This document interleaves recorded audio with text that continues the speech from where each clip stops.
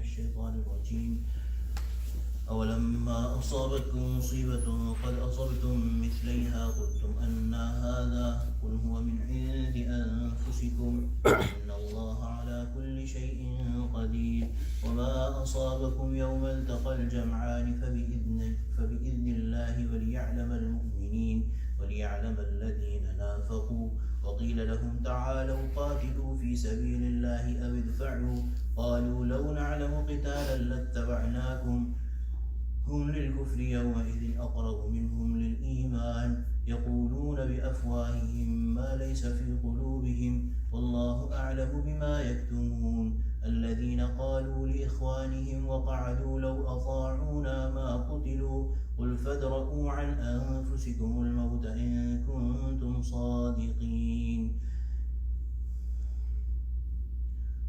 ولا تحسبن الذين قتلوا في سبيل الله أمواتا بل أحياء عند ربهم يرزقون فرحين بما آتاهم الله من فضله ويستبشرون بالذين لم يلحقوا بهم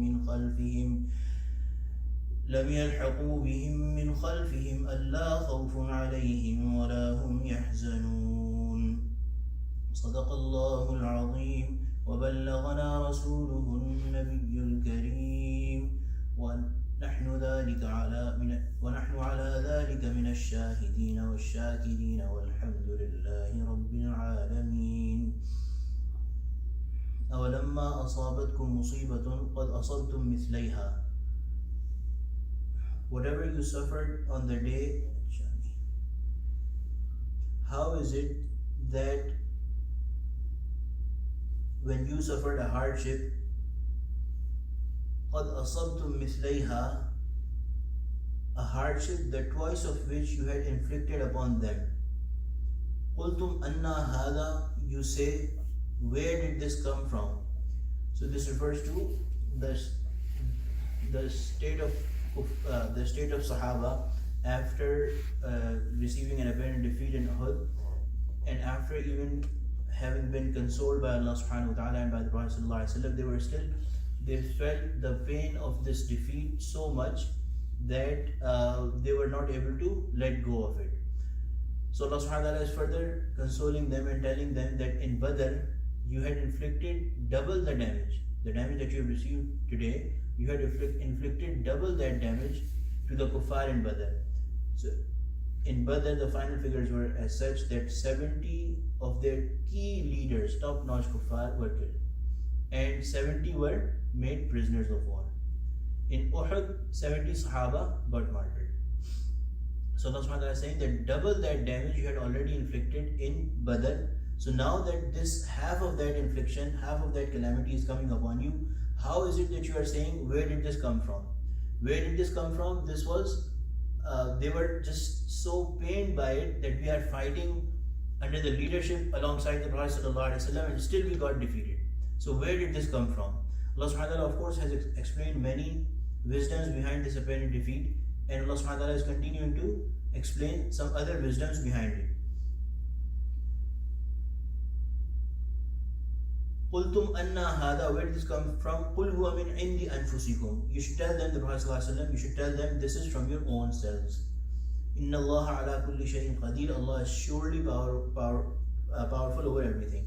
So Allah subhanahu wa ta'ala is totally powerful over giving defeat to whoever He wants.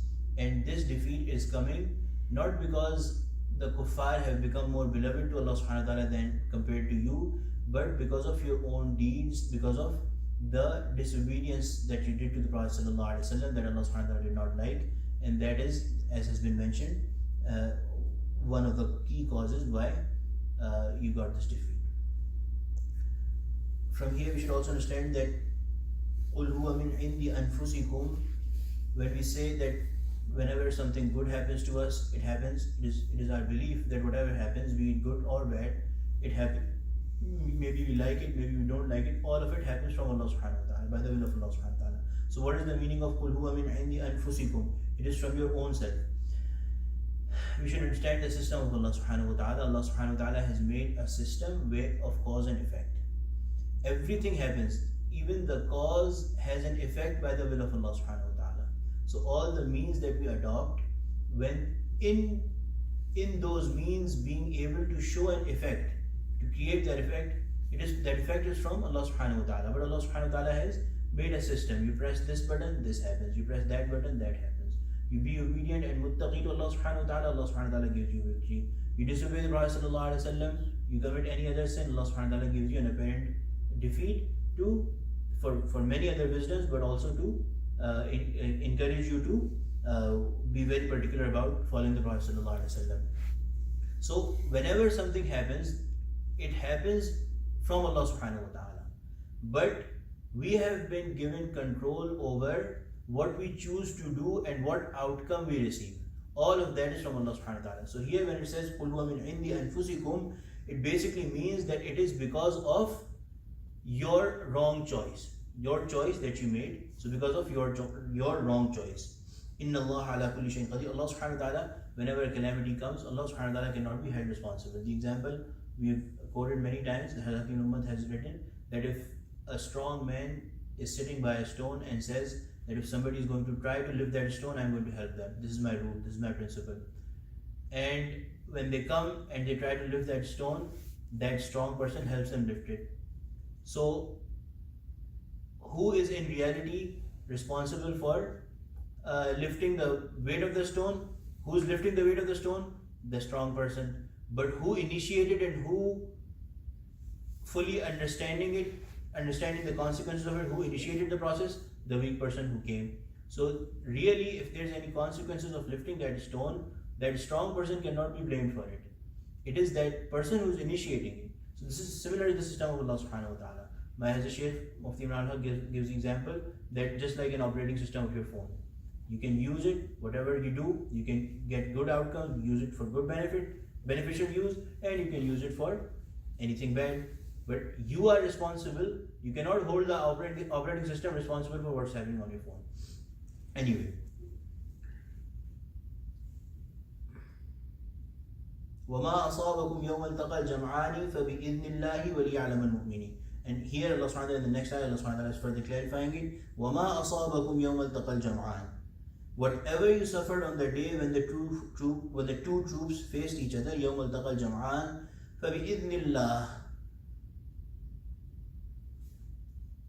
Whatever happened was by the will of Allah. فَبِإِذْنِ اللَّهِ, by the will of Allah. وَلِيَعْلَمَ الْمُؤْمِنِينَ وَلِيَعْلَمَ الَّذِينَ نَافَقُوا. And the reason, again, Allah subhanahu wa ta'ala is reiterating, was to know the believers. Did Allah subhanahu wa ta'ala not know the believers? Of course Allah subhanahu wa ta'ala knew the believers. But Allah subhanahu wa ta'ala wanted to make it apparent for everyone. وَلِيَعْلَمَ الَّذِينَ نَافَقُوا, and in order to know those who were hypocrites. Nifaq, nafaqu, those who were doing hypocrisy. وَقِيلَ لَهُمْ تَعَالَوْا قَاتَلُوا فِي سَبِيلِ اللَّهِ أَوْ ادْفَعُوا. It was said to them, these munafiqeen, come on, fight in the way of Allah or defend. قَاتِلُوا فِي سَبِيلِ اللَّهِ أَوْ ادْفَعُوا.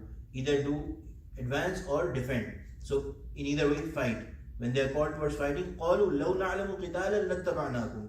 They say that had we known it to be a fight, we would have certainly followed you. So had they known how to fight and had they known it to be a fight, they would have followed the Prophet ﷺ. This is their nifaq. Allah subhanahu wa ta'ala is clarifying it, declaring it. هم للكفر يومئذ أقرب منهم للإيمان يقولون بأفواههم ما ليس في قلوبهم. That day they were nearer to disbelief than they were to believe. So they were closer to kufr than iman. يقولون بأفواههم, they were saying with their tongues, ما ليس في قلوبهم, that which was not in their hearts.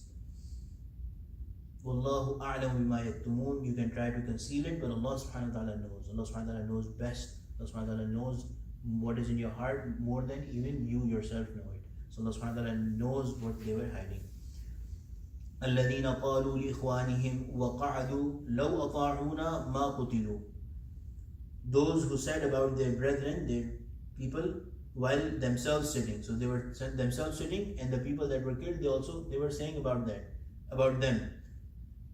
لَوْ أَطَاعُونَا مَا قُتِلُوا. Had they obeyed us, had they stayed back just like us, ما قتلوا, they would have averted death, or they would have not been killed. قل فادرؤوا عن أنفسكم الموت إن كنتم صادقين. Say to them, then avert death from your own selves if you are true.